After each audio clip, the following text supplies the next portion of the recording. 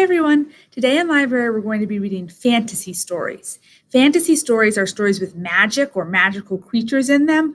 I love fantasy stories. I'm going to be reading you some of my favorite stories this week.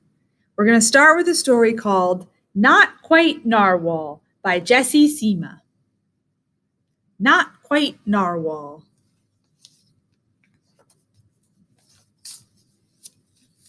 Kelp was born deep in the ocean.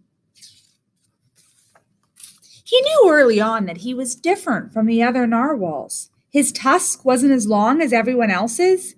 He had different tastes in food, and he wasn't a very good swimmer. But his friends didn't seem to mind, so Kelp decided he wouldn't either. That is, until he was swept away by a strong current. I wish I were a better swimmer. Kelp found himself at the surface, closer to land than he'd ever been before. High up on a cliff, he spotted a mysterious, sparkling creature. It looked so familiar. It looked like Kelp.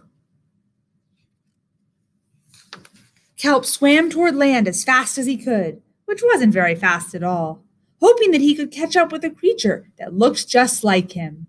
When he finally reached the shore, Kelp felt a little bit anxious. He had never left the ocean. He was nervous about walking for the first time, but the land creatures made it look so easy. It wasn't. Eventually, he got the hang of it. Everything on land was strange and beautiful, but also kind of scary. Kel began to think he might never find the creature that looked just like him. But as he stumbled out of the forest, land narwhals!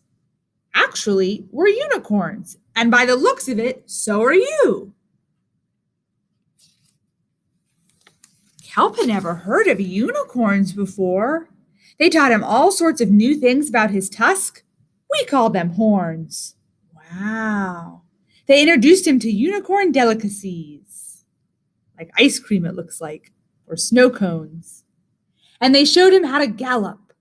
There was no doubt that Kelp was, in fact, a unicorn. He was having so much fun that he didn't want to leave. But then he remembered all of his friends under the sea. Kelp missed them terribly, so he said goodbye to the unicorns and returned to the ocean. Come back soon! Kelp swam toward home as fast as he could, which wasn't very fast at all, hoping that the narwhals would still like him now that he was a unicorn. When he finally arrived, Kelp had butterflies in his stomach. Welcome home, Kelp! Kelp took a deep breath and told his friends the news. It turns out I'm not a narwhal. Of course you aren't. I'm a unicorn. We all knew that.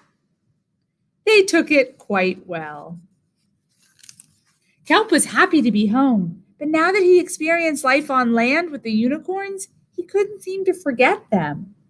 Did he want to be a land narwhal with the unicorns or a sea unicorn with the narwhals?